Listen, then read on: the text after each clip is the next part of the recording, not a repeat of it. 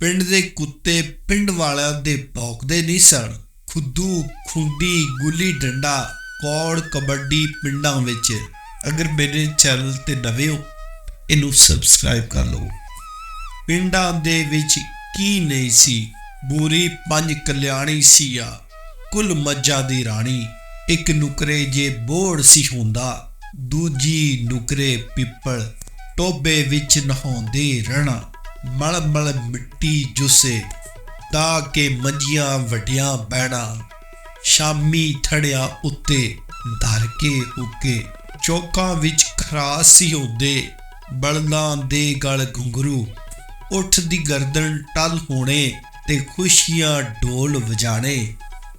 ਖਾ ਗਈ ਹਿਰਸ ਕਮਿਰਣੀ ਚਾਟੀ ਤੇ ਮਧਾੜੀਆਂ, ਬੂਰੀ ਜਿਹੀਆਂ ਰਾਣੀਆਂ। ਕਿਕਲੀ ਕਲੀਰ ਦੀ ਤੇ ਛੂਵਣ ਛਟਾਫੂ ਪਿੰਡਾਂ ਵਿੱਚ। ਖੂਹਾਂ ਤੇ ਕਤਾਰਾਂ ਵੀ ਘੜੇ ਤੇ ਲੱਜਾ ਪਿੰਡਾਂ ਵਿੱਚ। ਖੁੱਦੂ ਖੁੰਡੀ ਗੁੱਲੀ ਡੰਡਾ ਕੌੜ ਕਬੱਡੀ ਪਿੰਡਾਂ ਵਿੱਚ। ਅੱਡਾ ਖੱਡਾ 12 ਟਾਣੀ ਬਾਂਦਰ ਕਿੱਲੇ ਪਿੰਡਾਂ ਵਿੱਚ। ਟਾਲੀਆਂ ਉੱਤੇ ਲੁਕੜ ਮਿਚੀ ਨਹਿਰ 'ਚ ਛਾਲਾਂ ਪਿੰਡਾਂ ਵਿੱਚ। ਗਿਓ ਦੀਆਂ ਨਾਲਾਂ ਪਿੰਡਾਂ ਵਿੱਚ। ਸੱਜਣ ਸਨ ਭਰਾਵਾਂ ਵਰਗੇ ਤੇ ਦੀਦ ਲਿਆਜ਼ ਸੀ ਪਿੰਡਾਂ ਵਿੱਚ। ਅੱਜ ਉਲਟੀ ਗੰਗਾ ਵਗਦੀ ਏ, ਅੱਜ ਸੱਪਾਂ ਵਰਗੀ ਯਾਰੀ ਏ ਤੇ ਠੋਈਆਂ ਵਰਗੀ ਛਿੰਝ।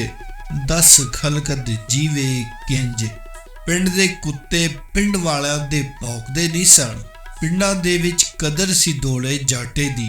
ਕੋਈ ਕਿਸੇ ਦੀ ਜ਼ਾਤ ਪੁੱਛ ਕੇ ਚਾਚਾ ਬਾਬਾ ਨਹੀਂ ਸੀ ਕਹਿੰਦਾ। ਘਰ ਦੀਆਂ ਦਾਲਾਂ ਸਬਜ਼ੀ ਮਿਰਚਾਂ ਆਟੇ ਘਿਓ ਕਪਾਹ ਸੀ। ਡੋਰ ਡੰਗਰ ਲਈ ਆਪਣੇ ਲੂਸਣ ਮੁੱਠ ਬਾਜਰੇ ਚਰੀਆਂ। ਤਾਂ ਹੀ ਤੇ ਪਿੰਡਾਂ ਵਿੱਚ ਕਲੇਜੇ ਸ਼ੇਰਾਂ ਵਰਗੇ ਹੁੰਦੇ ਸਨ। ਤਾਂ ਹੀ ਤੇ ਪਿੰਡਾਂ ਇੱਕ ਬੰਦੇ ਨੂੰ ਸੌਣ ਨਾ ਦਿੱਤਾ ਭੁੱਖੇ। ਦਰ ਉੱਤੇ ਆਇਆ ਹਰ ਸਵਾਲੀ ਰੋਟੀ ਲੈ ਹੀ ਜਾਂਦਾ ਸੀ। ਜਾ ਕੇ ਘਰ ਉਹ ਖਾਂਦਾ ਸੀ। ਕੁੰਡਲਾਂ ਵਾਲੀ ਗੁੜ ਦੀ ਪੀਸੀ ਬੋਂ ਤੇ ਭੁੰਨੀਆਂ ਤਤੀਆਂ ਫੋਲਾਂ। ਗੋਲਾਂ ਦੇ ਲਸ਼ਕਾਰੇ ਪੀਲੂ ਦੇ ਨਜ਼ਾਰੇ। ਡੁੱਲ ਡੁੱਲ ਪੈਂਦੀਆਂ ਛੱਲੀਆਂ ਤੇ ਬੇਰੀ ਉੱਤੇ ਬੇਰ। ਖੇ ਖਰਬੂਜ਼ੇ ਪੀਲੇ ਪੀਲੇ ਤੇ ਰੱਤੇ ਲਾਲ ਮਤੀਰੇ। ਚਿੱਬੜ ਖਿੱਬੜ ਵੱਖਰੇ ਅਨਖਰੇ ਸ਼ੀਸ਼ੇ ਵਰਗੇ ਪਾਣੀ। ਦੀਵੇ ਦੀਆਂ ਲਾਟਾਂ ਸ਼ੋਰ ਨਾ ਸਮੋਕਸ ਗਿੱਧਰੇ।